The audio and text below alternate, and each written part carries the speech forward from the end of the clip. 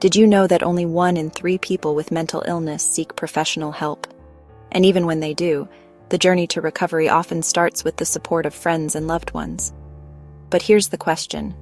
How do you help someone without losing yourself in the process? Today we'll talk about how you can support a friend with mental illness while empowering them to take charge of their own healing.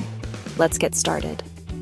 Mental health is something we all care about, but when it comes to supporting a friend or loved one who's struggling, it can feel overwhelming. You might be asking yourself, what if I say the wrong thing? Or, how can I help without taking on their pain? The truth is, the best way to help someone is to empower them to help themselves. It's not about fixing their problems. It's about giving them the tools, encouragement, and support they need to take control of their own journey. In this video, we'll explore practical strategies to do just that. Whether your friend is dealing with anxiety, depression, or any other mental health challenge, these tips will help you be the supportive, empowering presence they need. Let's be real. Supporting someone with mental illness isn't easy. Many of us feel helpless, frustrated, or even burned out when we try to help. You might feel like nothing you do is enough, or worry that you're making things worse. For instance, imagine your best friend is going through a tough time or a heartbreak. You want to be there for them, but every time you try to offer advice, they shut down. Or maybe they rely on you so much that you start to feel drained. Sound familiar? The good news is that there's a better way. Instead of trying to fix their problems, you can help them build the skills and confidence they need to help themselves. And that's exactly what we're going to talk about next.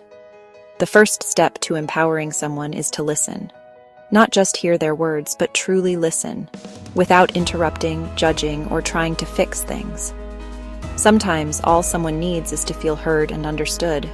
For example, if your friend says, "I'm just so tired of everything," instead of jumping in with advice like, "You just need to be strong and positive," try saying, "That sounds really hard. I'm here for you." This simple act of validation can make a world of difference. Recovery doesn't happen overnight. It's about taking small, manageable steps. Encourage your friend to set realistic goals like going for a short walk, journaling for 5 minutes, or reaching out to a therapist. For instance, if your friend is struggling with anxiety, you could say, "How about we try a breathing exercise together? Just 2 minutes. You've got this." Small wins build confidence and momentum. Sometimes the best way to help is to point them toward resources. This could be a therapy app, a support group, or even a book that's helped you or someone you know. For example, you might say, "I heard about this app called Calm. It's great for mindfulness. Want to check it out together?" By offering options, you're giving them the tools to take control of their own healing.